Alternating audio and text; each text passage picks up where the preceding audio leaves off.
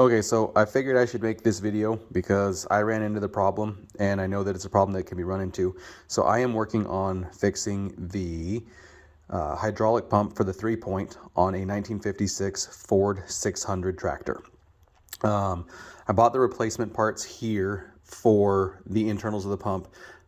This was a great kit available off of the one of the websites on I found it off of YouTube for the video that showed me how to replace the parts inside the pump, and I'll tag them later.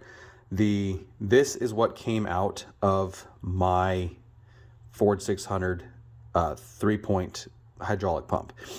I found out after some work that there are two different types of pumps that tractor came with. I believe one of them was called a flat plane.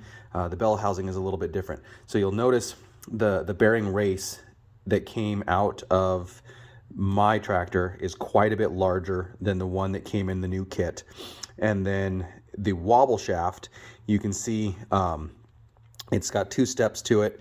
The larger step is quite a bit bigger than the larger step on the new one, and then the smaller step down is quite a bit shorter in length than it is on the new wobble bearing.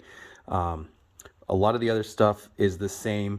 The gear size is the same. The hydraulic seal bearing, or the seal, is the same size as this one as it is the new one. The wobble bearing itself and then the pressure plate that comes with it is a little bit smaller in what came out of the tractor than what came with the kit.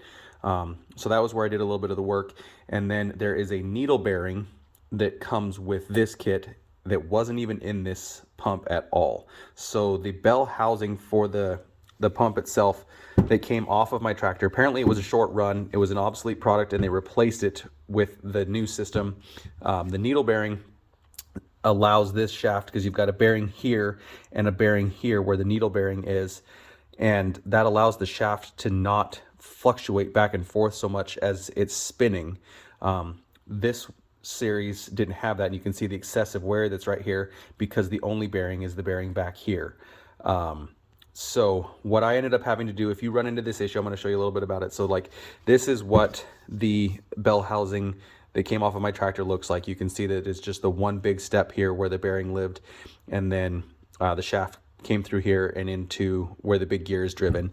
From the top view, you'll notice that there's really only two steps to it. This big bearing here sits right inside this lip, and then the seal that I had to chip out lives back in this section here. There is no needle bearing behind that. With the new housing, so when I got this kit, I was wondering where does everything supposed to go? Why are the shafts different sizes? And what I found out was that the bell housing itself, I apologize, I should have probably made this video before I put the needle bearing in, but I did. So you can see that there's a smaller step down in the center where the needle bearing goes, and then the seal goes in this section, and then the bearing and race go in this section, and then the shaft slips down into that. So from a side view, they're pretty similar in look. You'll notice I painted the one so that it doesn't rust out because it was just bare metal when I got it. So size-wise, they are the same. Everything's going to fit through. It's just the neck that's different. So you can see this one stays larger, this one tapers a little smaller. The needle bearing lives in here where there is no needle bearing in this one. Like I said, I'll shoot a short little video again that tags the company that I bought the pump repair kit out of, and the company that set me up with the new bell housing that'll go for the replacement. The body of the pump, from what I have been told and what I've been able to find, stays the same. So this part here was the original off the tractor.